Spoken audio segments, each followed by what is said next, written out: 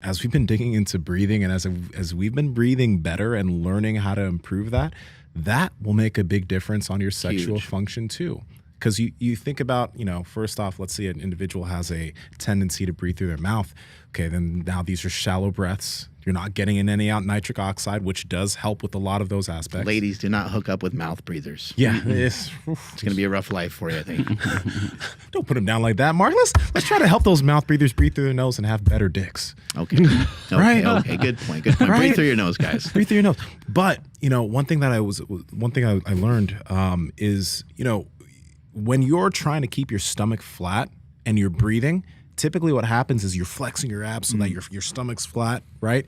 And when you start breathing, your breaths naturally end up being more shallow because you're breathing and you're not breathing into your diaphragm. I'm not saying that you need to go like that and belly breathe, but what happens is when you're so focused on keeping your stomach flat, your breaths are more shallow. You're not letting your diaphragm expand and constrict. So what happens with a lot of people is their breathing will naturally start, even if through their nose, it'll end up here so that their stomach doesn't protrude. But if you stop fighting that and be okay with just, letting your stomach relax a little bit, you're going to be able to take bigger, deeper breaths into your diaphragm with your nose. And if you're able to breathe better, you'll move better. You won't be as constricted. That's another thing that will just add a little bit extra to your movement, your activity, all of that. So we're going to be getting more people that are experts on this on the podcast because there are things that we've said like taping your mouth and all these other things that people are like, that's bullshit, that's bro science. It's not bro science. A lot of this is, it's huge. I mean, sometimes maybe some of the people listening may have experienced an injury like this before. I don't know if any of you guys had an injury that like really negatively impacts your breathing. Obviously like a broken rib and stuff like that, it's going to massively impact your breathing, right? But I've had injuries where they're just like tweaks, just from doing like good mornings and various exercises. I'll have a tweak and it's actually kind of more like in my upper back. And when I go to breathe, I kind of like I can't get that second breath that you're sometimes looking for when you're training. And so many things can compromise your breathing. And I think throughout our day, if you can pay attention to your body, not just your breath, but pay attention to your body and your breath, and you'll kind of be watching TV and you'll be like, why am I making a fist right now? Like, is somebody coming into the room threatening me right now? Like, am I about to get into a fight? Like, what am I doing? You might notice it sometimes just when you're talking to somebody. I notice it sometimes we're on the podcast. We got somebody on the show and I'm excited and anxious and I'm just like, what fuck, dude? Why don't I try to relax that a little bit? And we've talked before about relaxing the eyes. What a really awesome cue that is to relax your eyes, relax your mouth when you're running, when you're doing various things.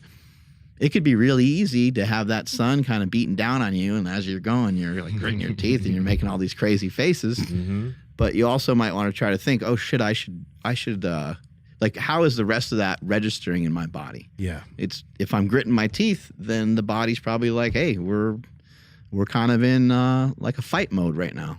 And maybe you can handle it in a different way and maybe you can do it more smooth. Yeah. For all of you that are listening, I just want to say, because, there's so much more when it comes to this and so many applications of breathing through your nose and learning how to breathe slowly and actually learning how to breathe less. There's so much to it. But the only thing I want to say is don't underestimate it. Because as we're saying this, there are some people who are already like, oh, fuck that. It's like, it's not, the way you breathe doesn't make that much of a difference. But it can make a difference on your stress. It can make a difference on the way you sleep. It can make a difference on your appetite, your performance, how long you'll be able to last doing different things. It makes a difference in so many areas. And it's one of those things that you're doing automatically every single day. So we're going to get more people. We're going to talk more about this. But just understand, like, this nasal breathing shit is free for you to fix. And when you do fix it and you really start breathing better and more efficiently, you will feel so much better. Brian McKenzie believes in it so much. I mean, Brian McKenzie is big time in the endurance world. People go to him a lot for being able to run ultras, and a lot of CrossFitters and various people over the years have gone to him. And he thinks, like, just don't do anything unless you can do it nasal breathing.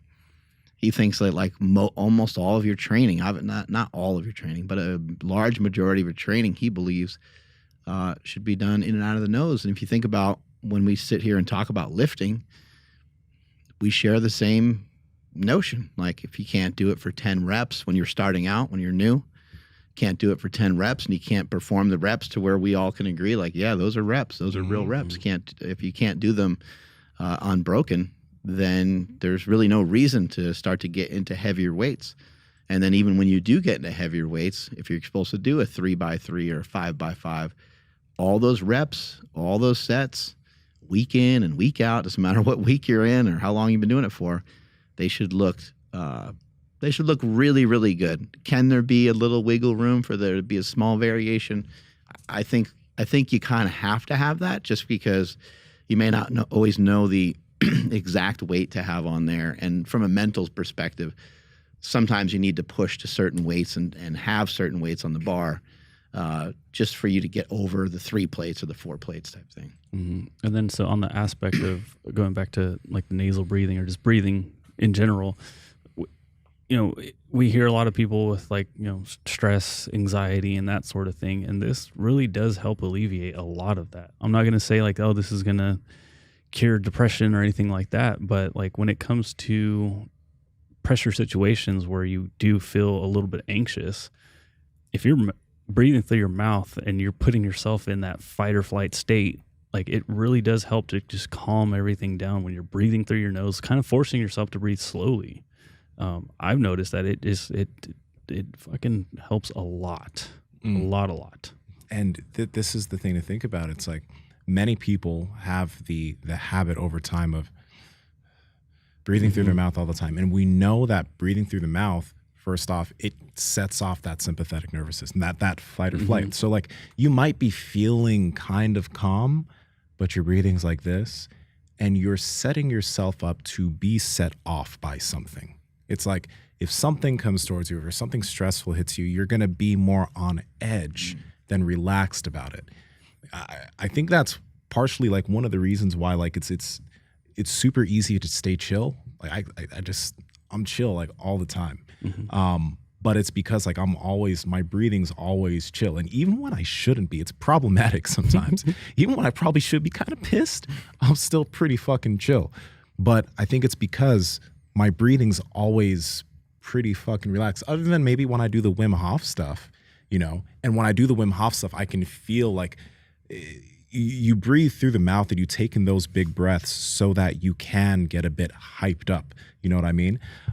So that the nasal breathing aspect with all the things we know that stress can do negatively, if this is something that can help you just get out of that or become more relaxed and chill out a bit, but it's something you're doing 24/7, including when you sleep, that's why we're big on nasal breathing when you sleep. It will make a big difference for your life in the long run. This is something that for some people, especially if you have sleep apnea, especially if you have a problem snoring, this will take time to fix, and we're going to find more solutions for all of you. I think we just already posted that episode where Mark talked about the different things he's done for his sleep apnea.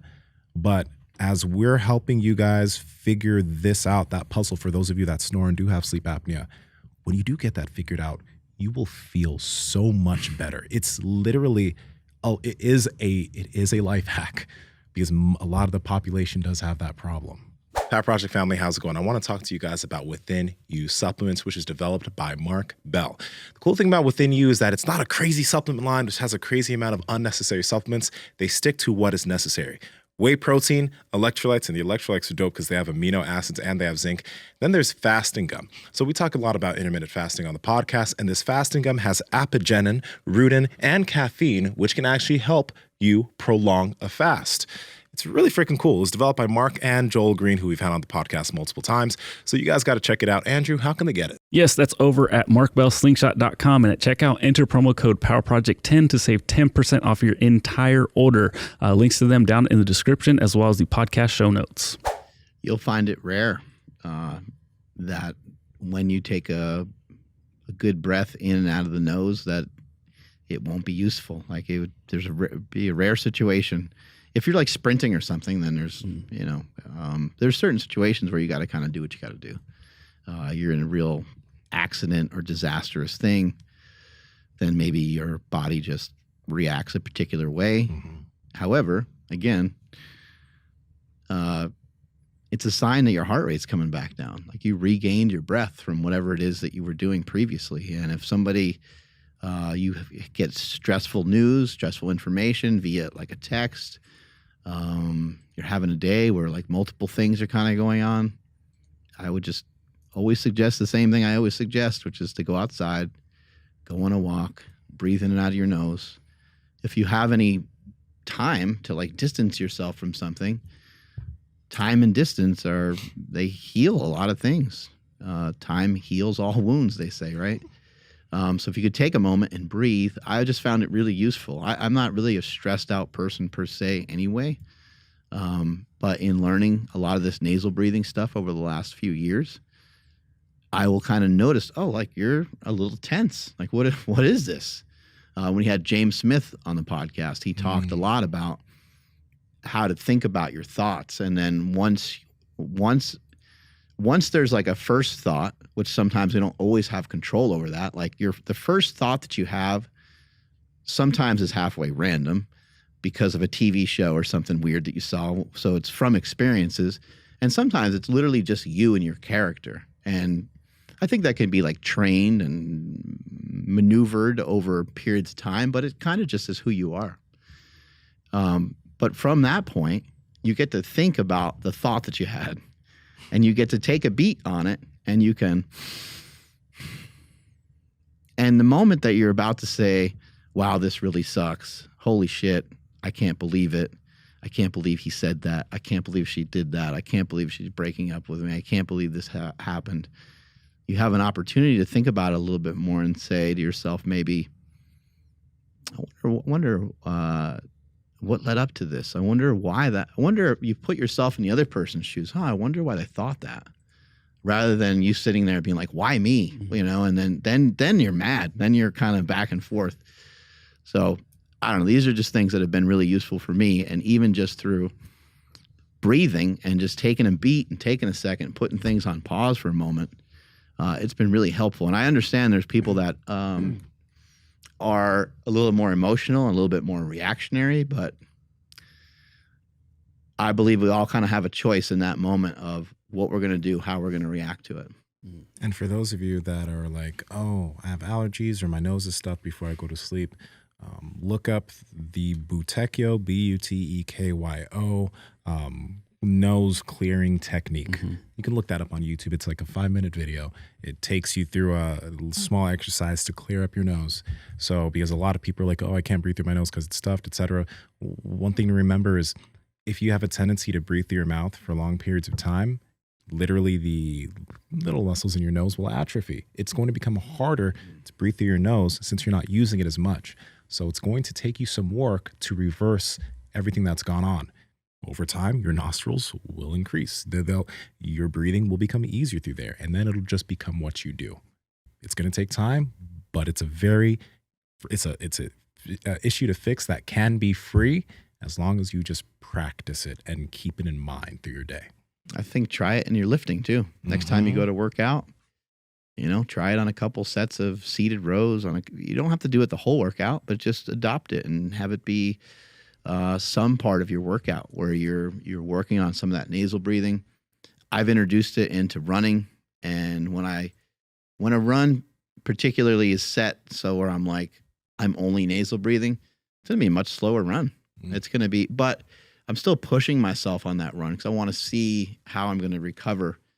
I want to see if I push myself harder, if I can still recover, and I can still just kind of stay within nasal breath. But or in and out of the nose, the first few times I tried it, I had to stop. I had to I was either like, you need to either stop running and you need to walk for a little bit and continue the nasal breathing, or you need to just switch your breathing up. So I've done both during training, but I try to push it. And 2 days ago, I did like a 25-minute run or so, and I was like, this will just all be nasal breathing. And it was a great recovery workout. I did not run very fast. And then this morning, I ran, and I got another PR in this loop that I run. I think I cut this down by like 12 minutes since I first started. A lot of it, I got to contribute to nasal breathing. So it's fucking working. And if you try it within a workout, whatever style of workouts that you do, you will find that workout it will feel more like a recovery workout because you might have to slow down. In between sets, you might need time, like, because you're probably not used to it. So you might need 2 minutes, 3 minutes to calm back down to do another set so that you can just stay breathing in and out of the nose. And remember, guys, the reason for that is because when you're breathing through the nose versus the mouth, you're breathing through the mouth, you do not produce nitric oxide. You produce nitric oxide when you breathe through your nose. That'll help literally oxygen get better to your muscle tissues in a better way, in a faster way, more efficiently. So that's not happening when you're breathing through the mouth. It only happens when you breathe through the nose. So we're not joking when we say like the nose was really made for breathing. It's not like you can never breathe through your mouth, but a vast majority of your breathing, especially when you're sleeping, needs to be through your nose. And think about the compounding effect, right? You're now breathing through your nose at night. You're not breathing through your nose during a lot of your workouts. It now becomes a majority of the way you breathe. The compound effect of your recovery and everything else, it's a big deal. Mm-hmm. It's a big deal. You breathe out a lot when you're talking. I mean, just the whole show, we're breathing out of our mouth, you know? So it's not like you're not getting any of that. And it's not like if you're sprinting or doing high-level jiu-jitsu or you start lifting crazy weights. I mean, it's a good idea when you start getting some heavy weights on your back to probably blow the air out the way that you're used to. You know, you don't need to change any of that. But some of the more mild stuff that you're doing, work on the nasal breathing. Power Project family, we appreciate you checking out this clip. Check out another one. Just go check out another one. Or comment down below and let us know what you liked about this one. But we love you guys, and we're going to keep bringing you the heat. So comment, subscribe, and all that good stuff, okay? Peace.